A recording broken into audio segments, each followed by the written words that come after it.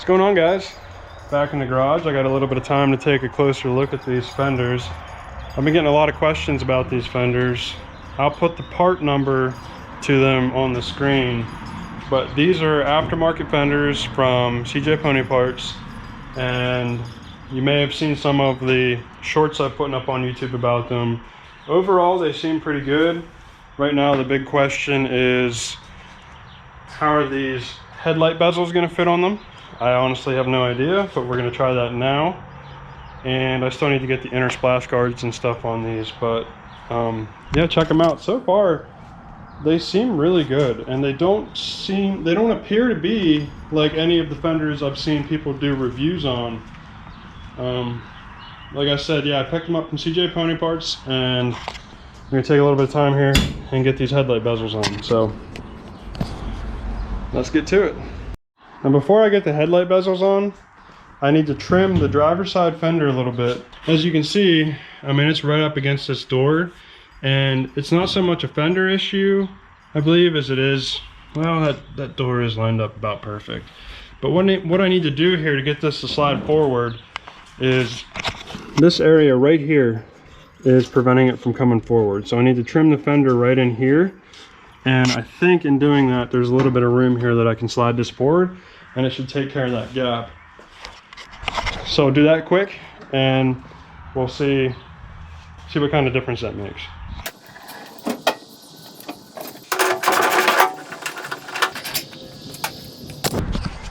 As you guys can see, the fenders have room to move forward, but they simply can't because they're bottoming out right here. And I don't have to take off too much because this is going to quickly come up and hit the core support here, but I don't need much. So I think if I shave that little bit, we'll get this thing fitting pretty nicely.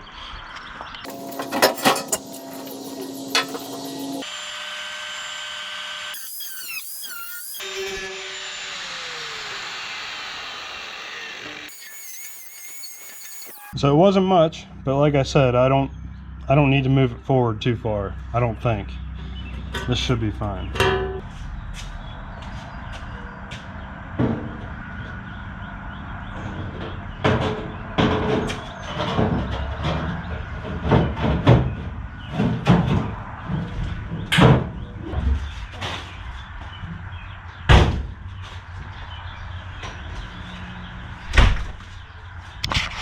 And with that little bit of trimming, it fits significantly better.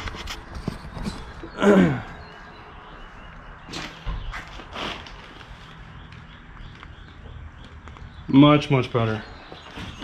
See, before it wasn't able to go up here entirely, and now it does. And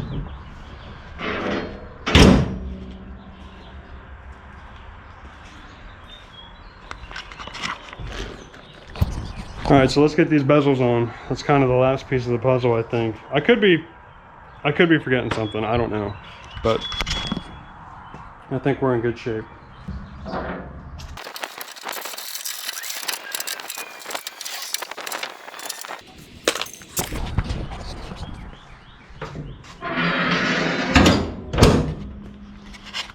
So there you have it.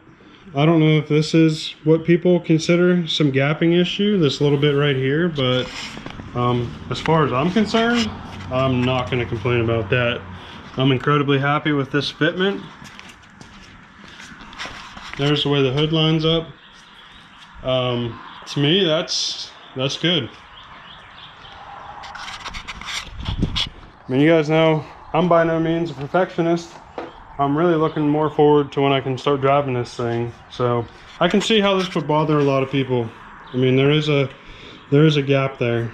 That's probably a nice tight fit right here. As you travel over, we have an 1/8 inch of a gap. Keep in mind, I paid $107. Well, with taxes, it was 113 bucks a piece for these fenders. That was with a Memorial Day special. But so far, I still haven't found any issues. If you guys think that there's other issues I'm going to run into, please let me know, and I'll look into it. But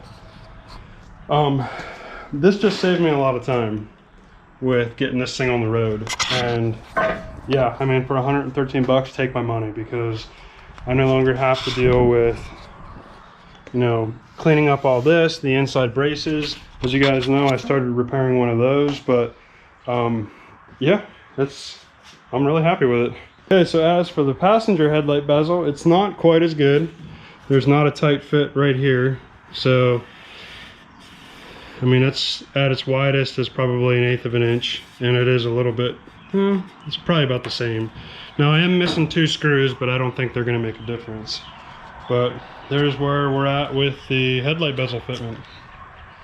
And again, you know, 113 bucks a piece on these fenders. I will take this kind of fitment all day long. So there's still some more stuff I got to figure out, but I know a lot of you guys are interested in these fenders, so I'm trying to get as much information about them to you guys as I can.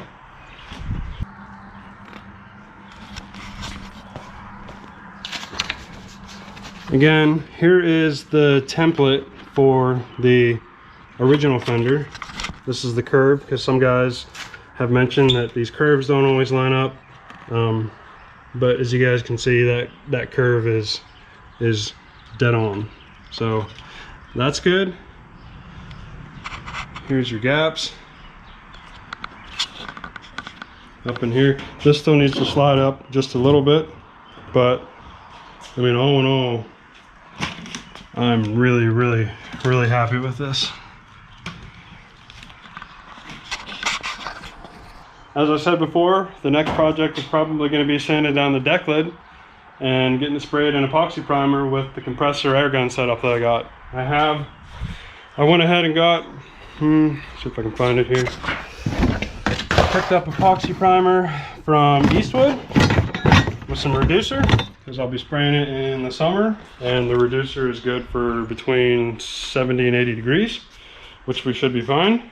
And here, show you this angle. So it's not perfect, but it's good enough for me. But yeah, we'll be sanding down the deck lid next, I think, and we'll see how the spray gun setup works that I got. So that's it for now, guys. Until the next episode, stay driven.